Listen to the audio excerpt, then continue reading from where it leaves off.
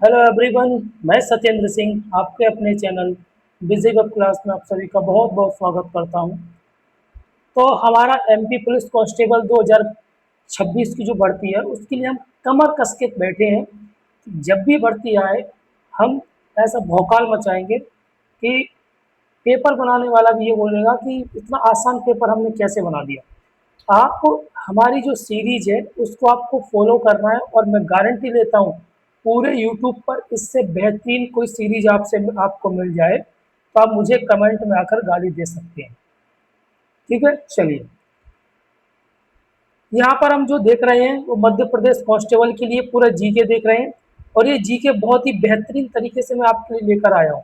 इतना डीप और इतना बेहतरीन तरीके से जैसे कि जो आपको कंटेंट पढ़ने की जरूरत नहीं पड़ेगी, आपको सीधे एमसीक्यूज करना है, एमसीक्यूज से आपके पेपर में क्वेश्चन सारे के सारे बन जाएंगे। मध्य प्रदेश लोक संस्कृति यानी जो आर्ट एंड कल्चर है मध्य प्रदेश का, उससे संबंधित आज के हमारे 25 महत्वपूर्ण वस्तुनिष्ठ यानी मल्टीपल चॉइस क्वेश्चन होने वाले हैं। और ये हम एमपी पीएससी लेवल के लिए हम देख सकते हैं। एमपी पुलिस का तो है ही है, एमपी पीएससी, एमपी पुलिस, पटवारी और व्यापम यानी जो भी फॉरेस्ट गार्ड हो गए, सारे एग्जाम्स के लिए हम ये क्लास ले सकते हैं। आपको कहीं पर भी भटकना नहीं है, बस आपको मेरे साथ बने रहना है। ठीक है। हमारा पहला प्रश्न है कि गोंड और मुड़िया जनजाति में मृत्यु के अवसर पर जो गाना गाया जाता है घोटुल पाटा कहा जाता है, मुख्य रूप से किसकी कथा गाई जाती है।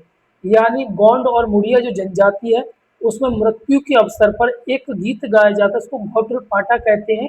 उस गाने में जो गाया जाता है वो किसकी कथा गाई जाती है। तो प्रश्न के आंसर पर और उसके व्याख्या पर आने से पहले मैं आपको यहाँ पीला पीला आपको दिख रहा है ना, इस पर आपको फोकस करना है। ये प्रश्न मैं ऐसे ही मुंह उठा के कहीं से नहीं करा रहा हूँ, ये प्रश्न आपके एमपीपीएससी 2021 में प्रीलिम्स में पूछा गया है। ठीक है। और जो भी क्वेश्चन आपके होंगे ना किसी एग्जाम में पूछे गए हैं और मैंने छांट छांट के नहीं लगाए हैं। आप कहीं से भी आप उठा के देख लीजिए, कितनी भी गहराई से एमपीपीएससी की अगर तैयारी कर रहे हैं आप तो वो भी आप किताब उठा के देख सकते हैं। ये चीज मैं कितनी गहराई से पढ़ा रहा हूँ आपको। तो इसका सही आंसर है राजा जोलोंग और जोलोंग साई की कथा। यानी जो कथा गाई जाती है वो किसकी गाई जाती है, राजा जोलोंग साई की कथा गाई जाती है। इसको हम थोड़ा डिटेल में पढ़ने का प्रयास करते हैं। अगर आप लोगों को सही से समझ में आ रहा है, दिखाई दे रहा है यहाँ पर जो लिखा हुआ है, तो ठीक है, मैं इसको इतना ही रखता हूँ। अगर आपको समझ में नहीं आ रहा है इसको मैं थोड़ा जूम कर लूंगा। ठीक है, आप मुझे बता देना। व्याख्या गोटुल पाटा गोंड व मुड़िया जनजाति का प्रसिद्ध मृत्यु गीत है। आपको ये चीज याद रखना है। जो गोटुल पाटा है, एक प्रश्न से आपके कई प्रश्न तैयार होंगे। जो गोटुल पाटा है, पहला प्रश्न आपका यही तैयार हो जाएगा कि ये मृत्यु गीत है, कोई खुशी के अवसर पर नहीं गाया जाता है ये। ठीक है। और कौन सी जनजातियों के द्वारा, गोंड और मुड़िया जनजाति के द्वारा। ठीक है। अगला प्रश्न, इसमें किसकी कथा गाई जाती है, तो ये इसका आंसर यहाँ पर दिया गया है। बुजुर्ग व्यक्तियों द्वारा गाया जाता है, मुख्य रूप से राजा जोलोंग साई की कथा के साथ प्रकृति के अनेक जटिल रहस्यों का समाधान प्रस्तुत किया है। तो इससे हमारे लगभग 3 से 4 प्रश्न के उत्तर बनना है और आपको कहीं पर कुछ नहीं करना। ठीक है ना।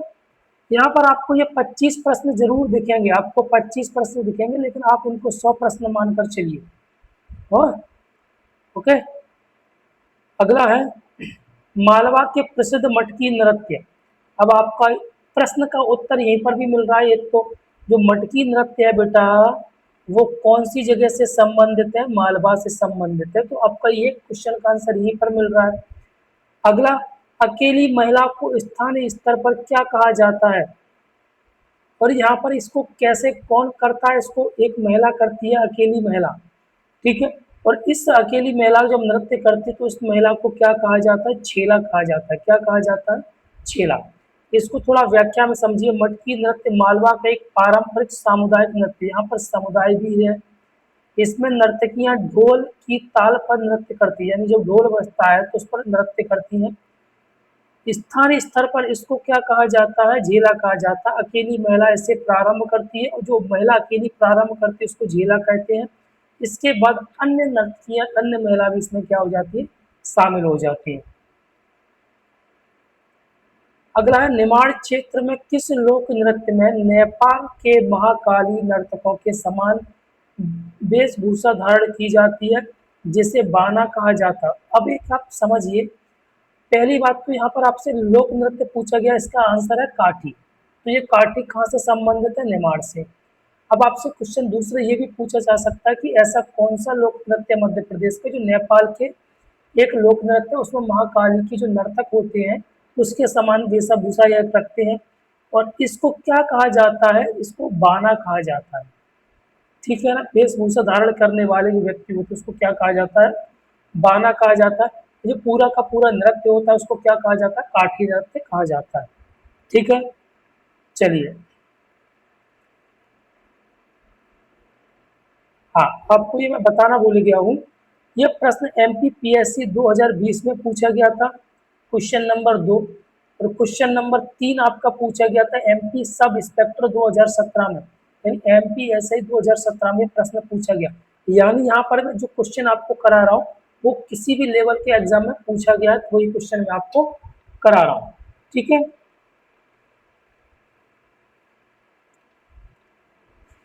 चलिए। निमाड़ का काठी नृत्य, अब जो काठी नृत्य है वो कहाँ से संबंधित है बेटा? निमाड़ से। किस वाद्य यंत्र की थाप पर किया जाता है? यह कब प्रारंभ होकर समाप्त होता है? तो ये जो यहाँ पर पूछा गया वाद्य यंत्र, तो वाद्य यंत्र का नाम क्या है? ढाक। ठीक है, ये देव प्रद्योतनी जो, जिसको हम बोलते हैं देव उठते हैं ना दिवाली के बाद, उस पे, और ये महाशिवरात्रि पर इसको क्या किया जाता है? इसका खत्म होता है। ठीक है, ओके, चलिए आगे। व्याख्या, काठी नृत्य का मुख्य वाद्य यंत्र ढाक है।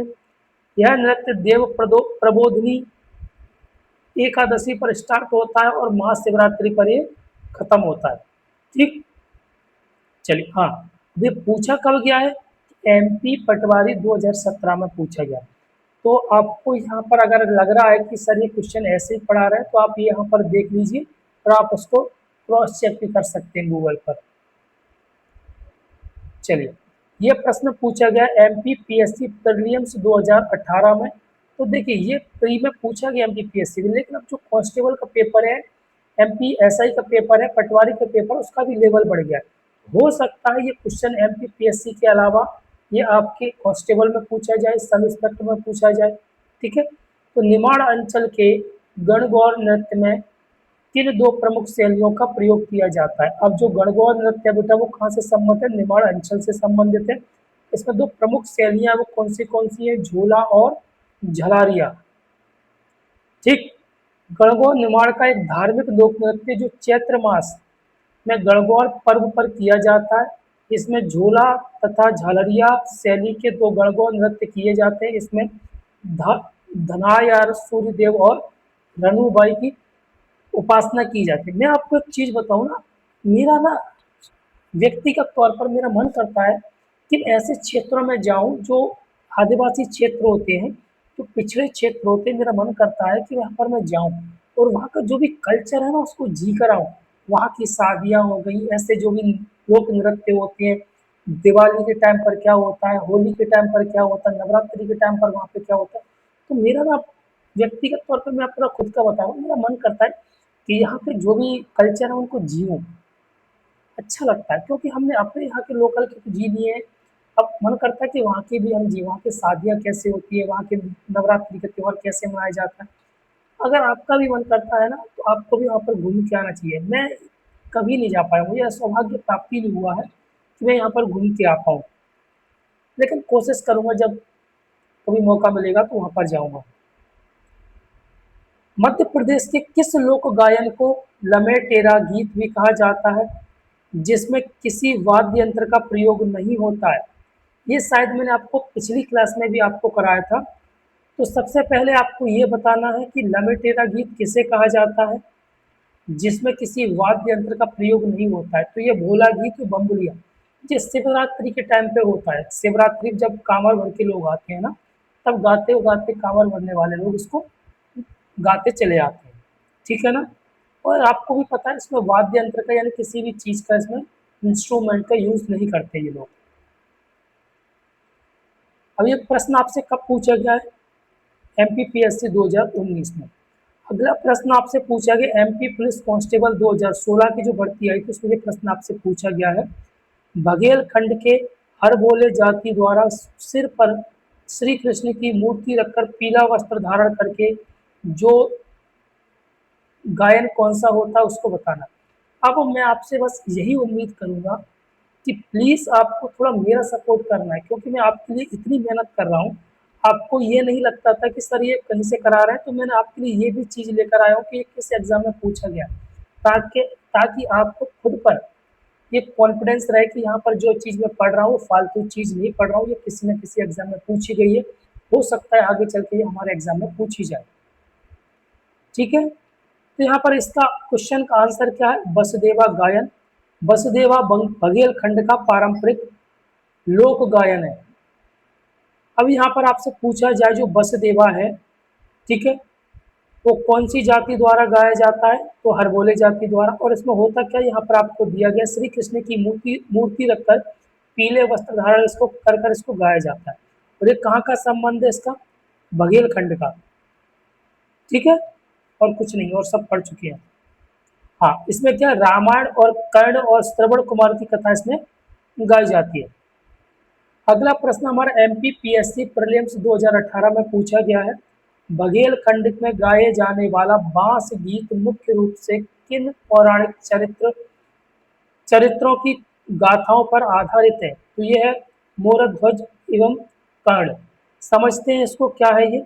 बांस गीत बघेलखंड क्षेत्र की लोक गाथाओं के रूप में गाया जाता है। इसमें मोरध्वज के एवं कर्ण की गाथाओं पर आधारित महिला परक गीत उच्च स्वर में, मतलब बहुत चिल्ला चिल्ला कर इसको गाया जाता है। कथात्मक गायन है, यानी मतलब एक कथा के रूप में इसको गाया जाता है, यानी पूरी किसी न किसी की कहानी बताई जाती है इसमें। ठीक है, चलिए अगला है निमाड़ अंचल का पारंपरिक सामूहिक नृत्य फैफरिया मुख्य रूप से किस अवसर पर गाया जाता है। तो यहाँ पर एक आपको ये फैफरिया दिख रहा है ना, इससे क्वेश्चन आपके कैसे बन रहा है। पहली बात तो एक सामूहिक नृत्य, इसको एक लोग नहीं करता है। फिर अगला ये निमाड़ अंचल से संबंधित है। और चौथा क्वेश्चन का आंसर हमारा क्या हो गया, ये विवाह के अवसर पर गाया जाता है।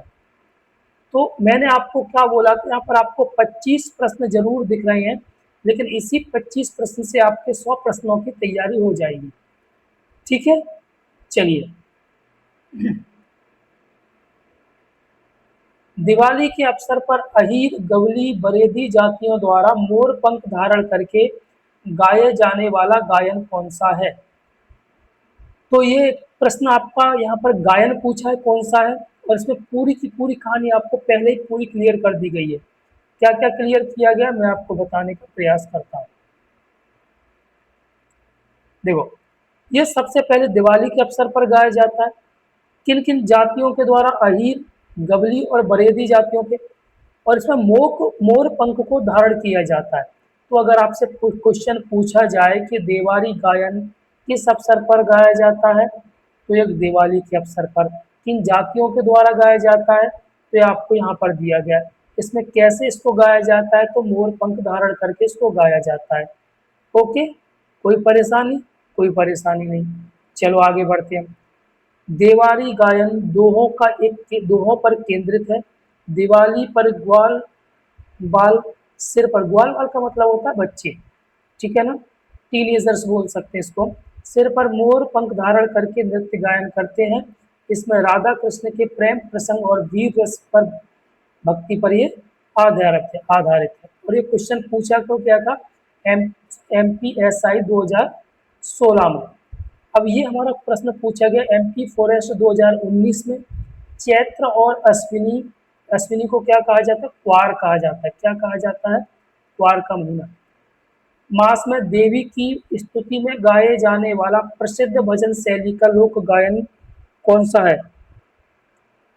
चल, ये इसको भी मैं आपको 1 से 4 क्वेश्चन बनाता हूँ। ये कौन से महीने में गाया जाता है, चैत्र और अश्विनी यानी क्वार में। देवी की स्तुति के लिए गाया जाता है। और प्रसिद्ध भजन शैली का लोक गायन है, वो गायन बताना है आपको कौन सा है, जगदेवा का कुवारा। ठीक है, और कुछ नहीं। ये प्रश्न आपका MPPSC 2017 में पूछा गया है।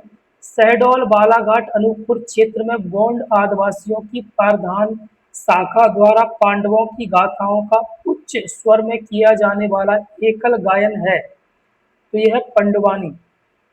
अब आपको क्या क्या चीज इसमें दी गई है कि जो पंडवानी लोक गायन है वो एकल लोक गायन है, पहला सामूहिक नहीं है। ये शहडोल बालाघाट अनूपपुर में गौंड जनजाति के द्वारा, ठीक है ना, क्लियर। और आपको क्या चाहिए, एक प्रश्न से आपके इतने प्रश्न तैयार हो रहे हैं।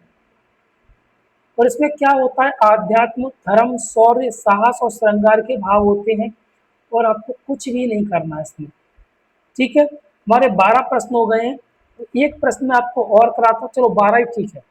अब मैं आपसे बस यही उम्मीद कर सकता हूँ, मेरे द्वारा जितना भी आपके लिए मेहनत करी जा रही है, आपसे उम्मीद है कि जो क्लास मेरी यहाँ पर पढ़ाई जा रही है, मैं शुरुआत कर रहा हूँ आप लोगों को पढ़ाने से। आप व्यूज पे मत जाइए, आप सब्सक्राइबर पे मत जाइए, आप लाइक्स पे मत जाइए, आप कंटेंट को देखिए कि कंटेंट कितना बेहतरीन लेकर आया हूँ मैं। ऐसा कंटेंट पूरे यूट्यूब पर आपको नहीं मिलेगा, और इतनी बेहतरीन सीरीज मैं आपके लिए लेकर आया हूँ ये, कि आपको पूरे यूट्यूब पर इतनी बेहतरीन सीरीज नहीं मिलने वाली है। आपसे हाथ जोड़कर बोल रहा हूँ मैं, हाथ जोड़कर बोल रहा हूँ कि आपको इतनी बेहतरीन सीरीज पूरे यूट्यूब पर नहीं मिलेगी, ठीक है। तो जो भी आपका भाई बहन दोस्त जो रिश्तेदार जो भी है, आप उसको शेयर कीजिए। और हमारा जो 2026 कैंप पुलिस कांस्टेबल की भर्ती है, उसमें अपना सिलेक्शन पक्का कीजिए। मुझे पता है क्या दर्द होता है सिलेक्शन ना होने का, मैं यही उम्मीद करूंगा कि वो दर्द आपको ना झेलना पड़े, ठीक है। जय हिंद, जय भारत।